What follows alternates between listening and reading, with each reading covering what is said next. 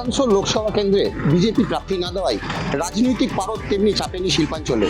কিন্তু রাজনৈতিক পারদ না চাপলেও শিল্পাঞ্চলে প্রকৃতির পারদ কিন্তু বেড়েছে। এপ্রিলের প্রথম সপ্তাহে 40 ডিগ্রি ছুঁয়েছে তাপমাত্রা।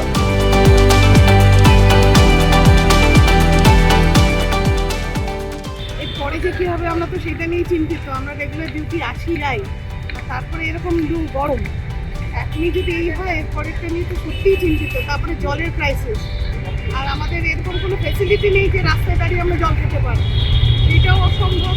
এই গরমে আমাদের কিছু তো একটা করতেই হবে, তা নাহলে আমরা চলবো কী করে?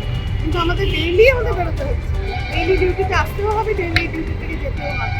সেক্ষেত্রে গরম থেকে বাঁচার জন্য কি কি আমাদের তো ওআরএস নিয়ে চলতে হচ্ছে, ডেইলি সেটা আমরা ওআরএস মানে ইলেকট্রল ওয়াটার আমরা সঙ্গে নিয়েই যাতায়াত করি। এই অবস্থায় তো মানুষের খুব দুর্বিষহ হয়ে উঠেছে না। একে তো জল ক্যারিং করা যাচ্ছে না, তারপরে জল যদি সাথে করে নিয়ে সেই জল গরম হয়ে যাচ্ছে, সেই জল আবার মুখে দিয়ে খাওয়াও যাচ্ছে না।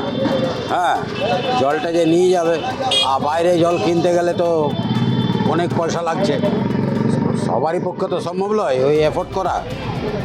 এইটাই আর কি, গরম কিছু করার। মে জুন বাকি আছে, মে জুনে তো আরও দুরবস্থা হবে।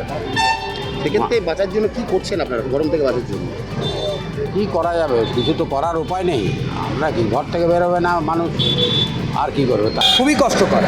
এই যেমন একটা তাণ্ডব এলো, এই জিনিস দাবদাহ যদি চলতে থাকে, স্কুল কলেজ অফিস প্রতিটা মানুষেরই দুর্বিষহ হয়ে যাবে।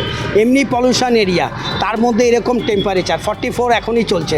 তাহলে সেই জিনিসটার পক্ষে যদি চিন্তাভাবনা আগামী গভর্নমেন্ট করে তাহলে খুবই ভালো হবে।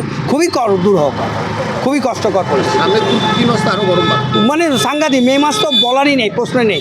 তার মধ্যে একটা ইলেকশনের খবর শুরু হয়ে গেছে, মানুষকে তো তার দৈব প্রয়োজনে বেরোতে হবে, কিন্তু তারা খুব কষ্টের মুখ দিয়ে যাবে, কিছু করার নেই। আসানসোল থেকে মৈনাক মুখার্জি, সংবাদ প্রতিদিন .in।